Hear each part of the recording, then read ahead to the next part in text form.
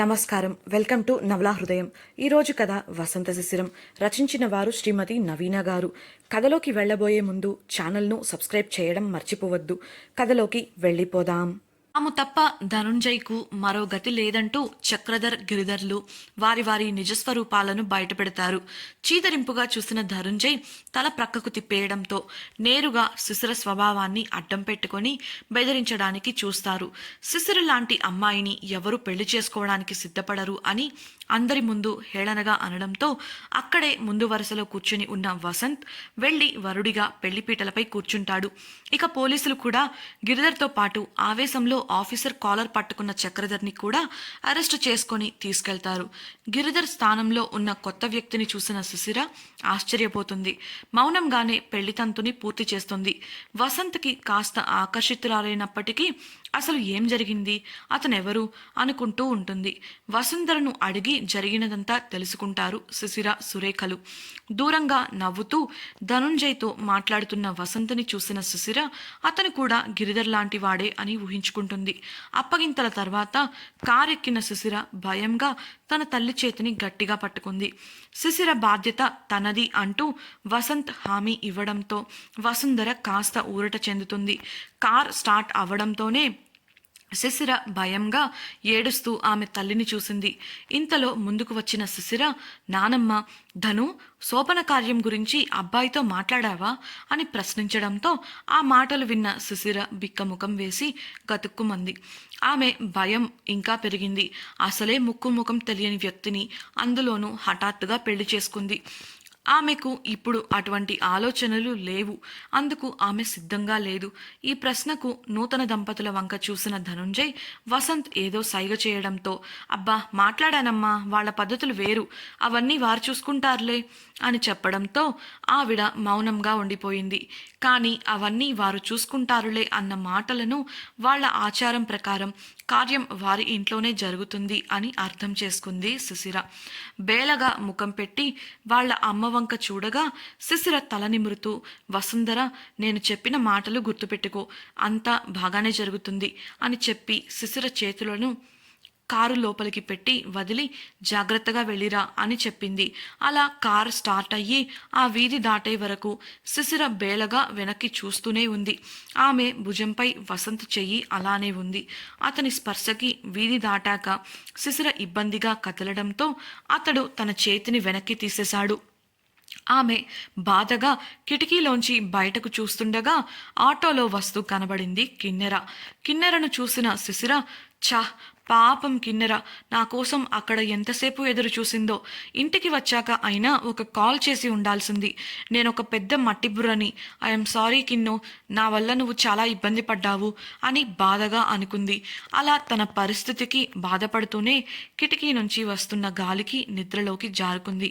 ఇంటికి చేరుకున్న కిన్నెర జరిగిన విషయం తెలియక తన తల్లి దగ్గరకు వెళ్ళి, అమ్మా, పెళ్ళి ఎలా జరిగింది, ఆ శిశిర ఎలా ఏడ్చిందో చెప్పు అని ఆత్రంగా అడగడంతో అప్పటికే కోపాన్ని ఎవరి మీద చూపించలేకుండా ఉన్న వాసుకి దాచి ఉంచిన కోపాన్ని అంతా బయటపెట్టి కిన్నెరను లాగిపెట్టి ఒకటిచ్చింది.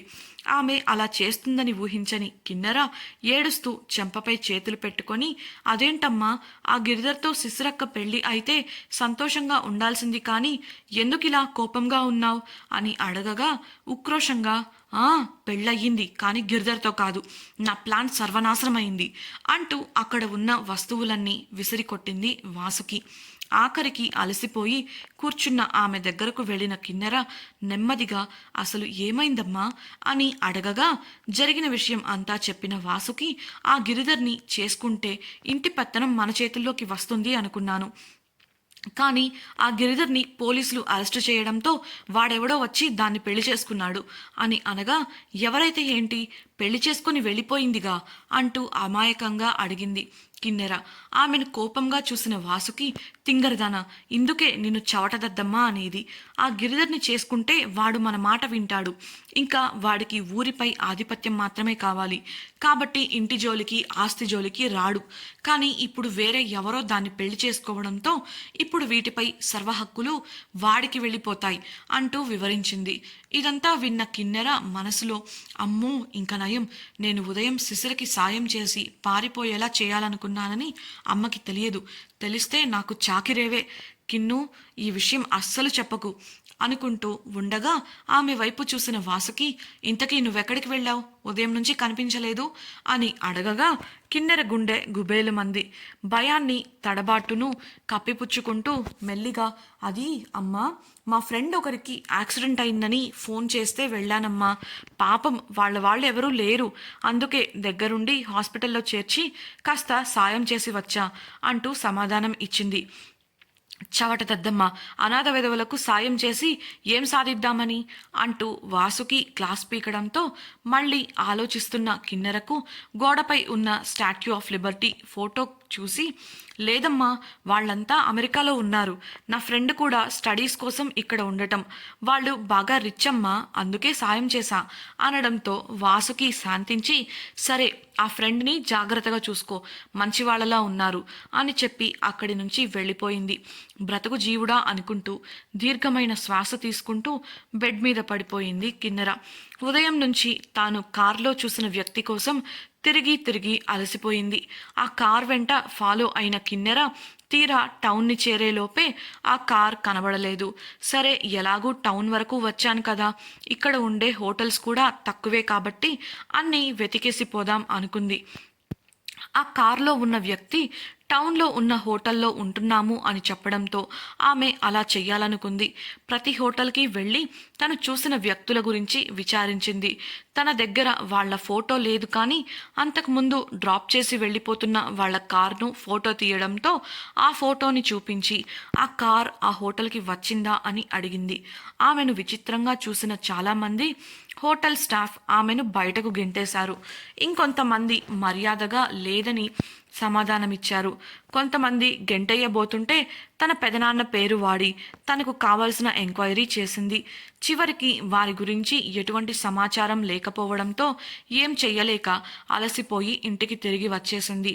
కారులో వెళుతున్న వసంత్ నిద్రపోయిన శిశిరను ఓరకంట గమనిస్తూనే ఉన్నాడు. గాలికి ఆమె జుట్టు చెదిరి ముఖంపై పడుతుండటంతో కిషోర్ని విండో క్లోజ్ చేసి ఏసీ పెంచమన్నాడు.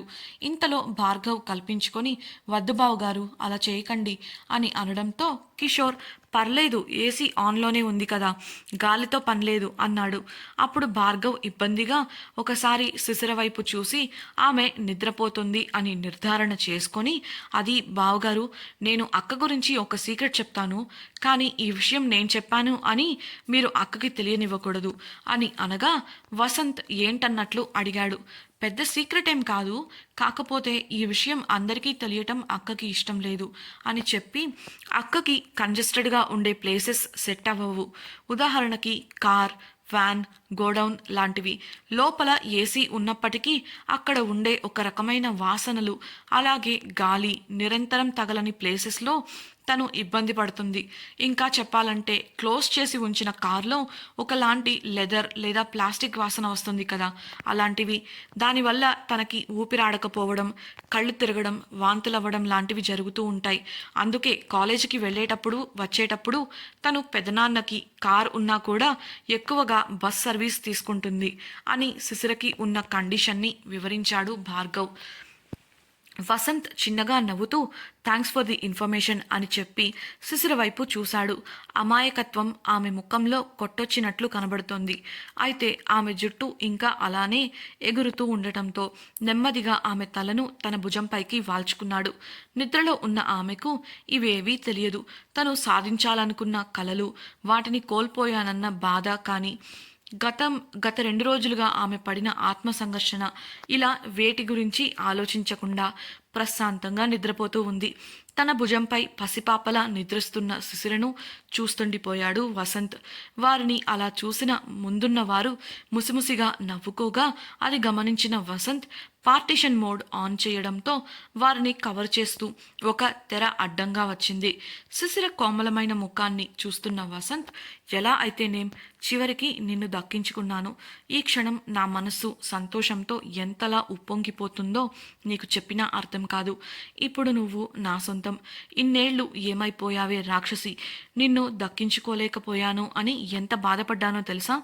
ఎలానో ఆఖరికి నిన్ను పొందుకున్నాను అంటూ ప్రేమగా ఆమె చేతిని తన చేతిలోకి తీసుకొని సున్నితంగా ముద్దు పెట్టాడు. మృదువైన ఆమె చేతిని తన ఎదపై ఉంచుకొని తాను కూడా హాయిగా కళ్ళు మూసుకొని ఆమె సాన్నిహిత్యాన్ని ఆస్వాదిస్తున్నాడు. కొంతసేపటికి వారు వసంత్ ఇంటిని చేరుకున్నారు. వసంత్ భుజంపై తట్టడంతో నిద్ర మేల్కొన్న శిశిర తాను అతని భుజంపై పడుకున్నానని గ్రహించి వెంటనే దూరంగా జరిగింది. ఇబ్బందిగా ఫీల్ అయింది. కార్ విండో నుంచి బయటకి చూసిన ఆమె ఆశ్చర్యపోయింది. బయట నుంచి చూడటానికే ఆ ఇల్లు చాలా పెద్దగా ఉంది. ఆశ్చర్యంతో పాటు ఆ ఇంట్లో ఆమె ఎన్ని ఇబ్బందులు పడాలో అనే ఆలోచన వచ్చినప్పుడు బాధ కూడా కలిగింది. ఇంత దూరం వచ్చాక మార్చగలిగేది ఏది లేదంటూ అలానే కార్ దిగి వసంత్తో పాటు ఇంట్లోకి నడిచింది.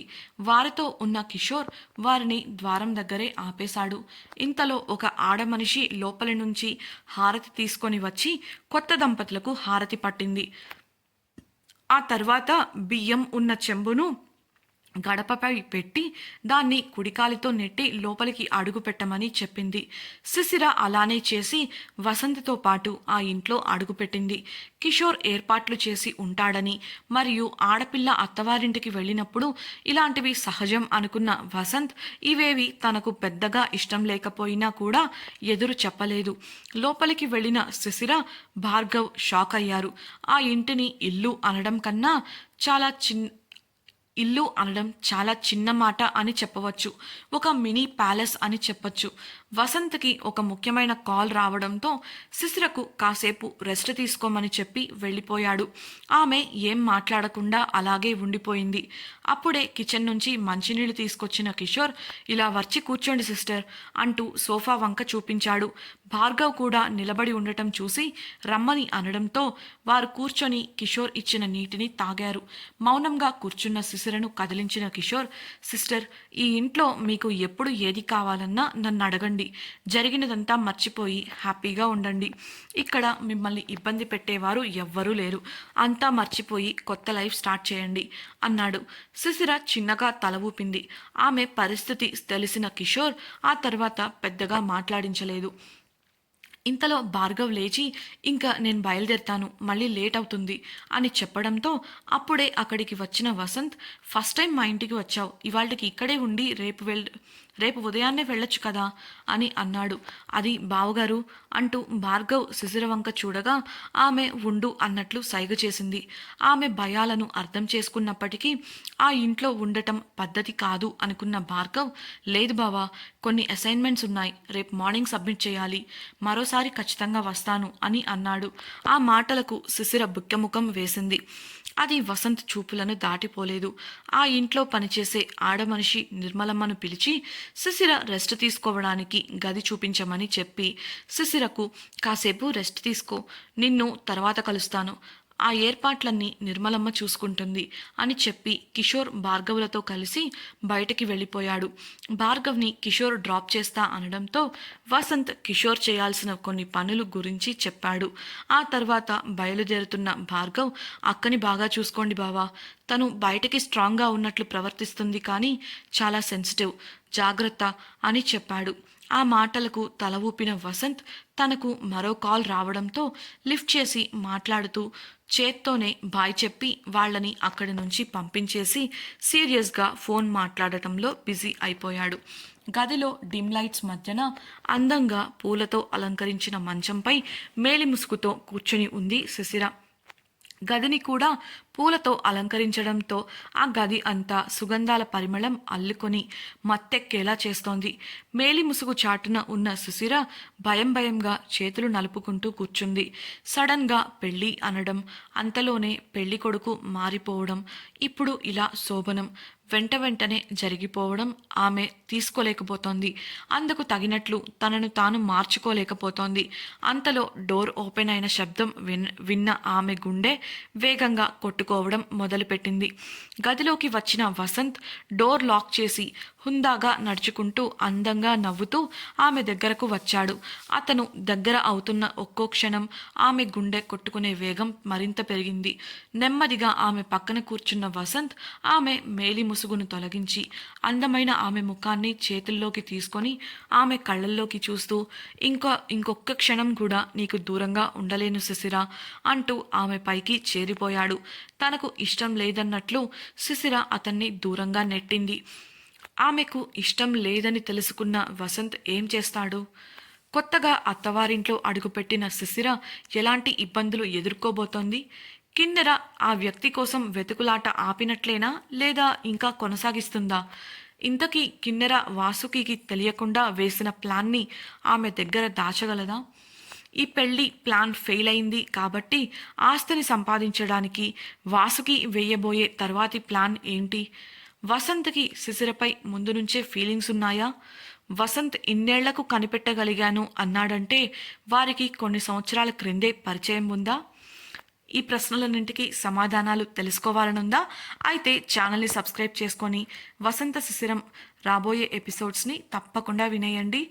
మీకు ఈ వీడియో నచ్చినట్లయితే లైక్ చేసి షేర్ చేసి మీ ఫ్రెండ్స్తో షేర్ చేసి వాళ్ళకి కూడా వినోదాన్ని పంచండి. మీ అభిప్రాయాలను కమెంట్స్ రూపంలో మాకు తెలియజేయగలరు. Thank you for listening. ఇట్లు మీ నవలా హృదయం టీం.